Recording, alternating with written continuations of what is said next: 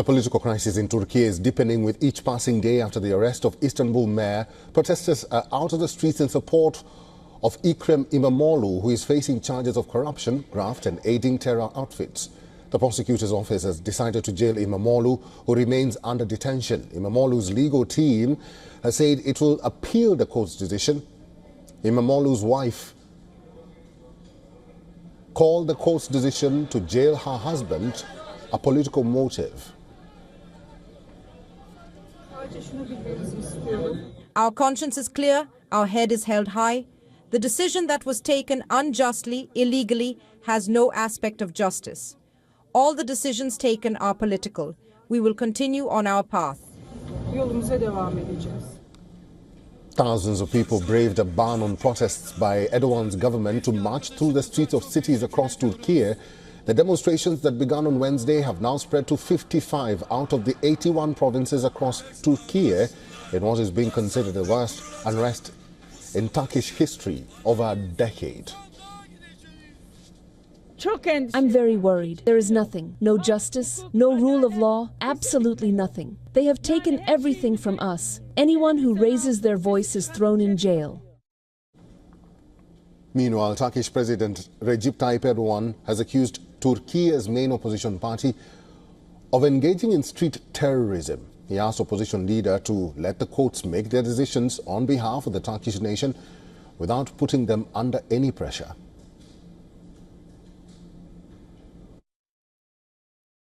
Bu yolsuzluk operasyonu üzerinden milletimizi provoke etmeye kalkıştılar. They attempted to provoke our nation over this corruption operation. They have been doing everything they can for 4 days to disturb the peace of the nation and polarize our people. From insulting anyone they encounter to attacking our police officers who are only doing their jobs.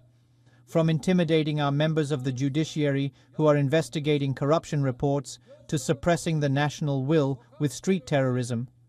They have it all. Baskı altına almaya kadar ne ararsan bunlarda her şey var. 53-year-old Ekrem İmamoğlu has been active politically for over a decade. Formerly a businessman, Imamoglu joined politics when he was 43, now a senior leader of the Republican People's Party and considered Erdogan's arch-rival. He gained prominence after winning the 2019 Istanbul mayoral election. His win came as a major setback to Recep Tayyip Erdogan, who considered Istanbul his bastion and home ground. But Ekrem, considered a kind and approachable politician by many, won the election again in 2024.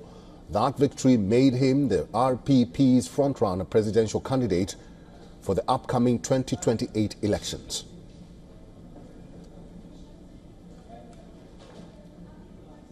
Mehmet Çelik is a journalist and political analyst who is now joining us live from Istanbul. Mr. Çelik, welcome to the program. Good to have you with us. 55 provinces out of 81 and the protests are growing louder and bigger. What's President Erdogan's afraid of? Well, I don't think this has much to do with Mr. Erdogan and what he's afraid of.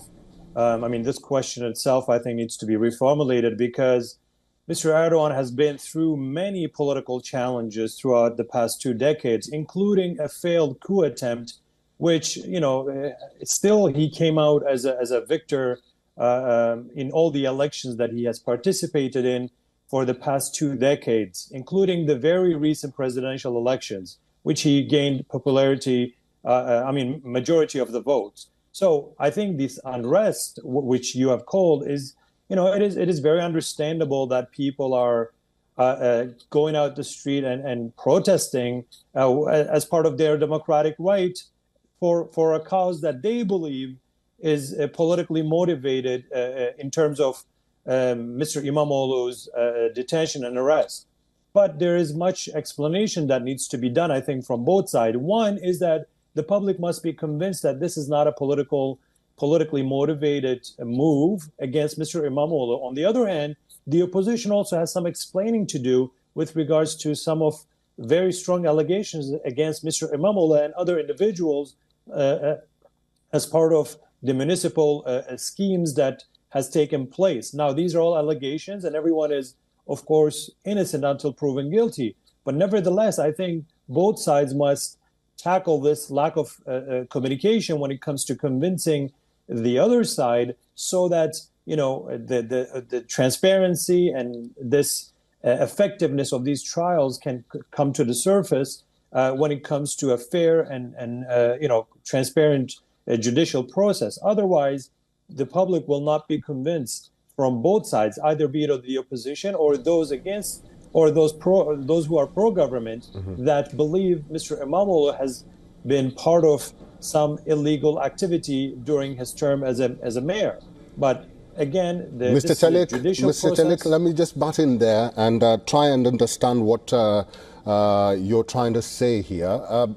Do you believe there's some sort of misinformation being spread in the Turkish public, considering the dynamics of this case, the allegations that Mr. Imamoglu is facing?